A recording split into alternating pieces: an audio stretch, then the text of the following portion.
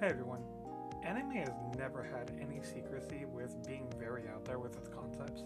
I mean, there is a pretty real joke going around where you can name any combo of things, and there's definitely a manga or an anime for it. One I want to bring up today had an 8-year run and is a romance comedy that has no shortness of weird stuff mixed into it, but it's mixed in there with a lot of sweetness as well. The manga known as Nazo no Kunojo X, or Mysterious Girlfriend X, that ran from 2006 to 2014, had a short 13 episode season in 2012. This story doesn't start off too crazy with the MC in school when suddenly a transfer student comes to his class. Our MC, Akira Tsubaki, is introduced to Urabe Mikoto, who is quickly labeled as the class weirdo between her relentless need for sleep between class and the sudden burst of laughter out of nowhere on her very first day.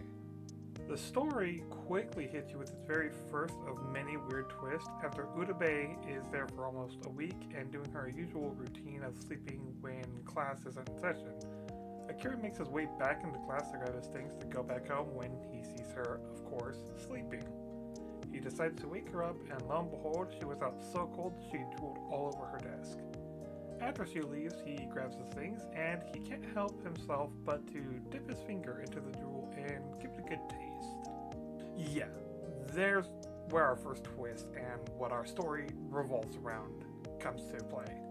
Drool. For some reason, though, out of this series, it is portrayed that this drool is a special bond between them and that it's almost magical in a sense. After Akira gets that first taste, almost a week later he faints and gets into a massive fever. A few days after that, when he's still out of school, Urabe starts to catch on to what he did and decides to visit him home to tell him that he wasn't sick with a fever, but you guessed it, that he was lovesick.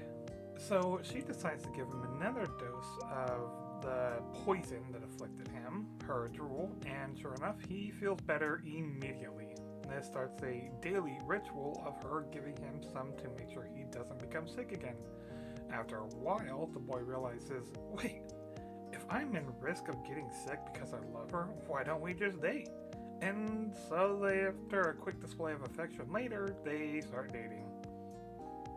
Now, as I said earlier, their bond is portrayed to be magical, and I mean it is vaguely hinted at, because nothing is really actually stated. However, they can sense each other's feelings, thoughts, and see what the other has dreamt about when the jewel is consumed. Oh, and also, Urabe is highly skilled with scissors and keeps them tucked away in her pantsu just because that's how she is. And no, we do not get a better explanation for it at any point in the show or the manga at all. It's just that's a consistent drawback to her answers for a lot of things.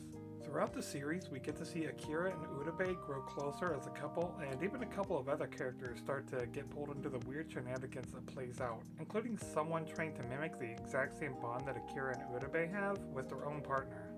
I don't want to go too into depth about this, because over the 12 volumes and almost 100 chapters that this manga had, this manga was just as amazing and heartwarming as it was weird and out there. And I feel like a lot more people need to read it. So if you like a slice of life romance with a unique twist, I definitely implore you to give this a read. Make sure you hit that like and subscribe button for more content, and hopefully I'll see you in the next video.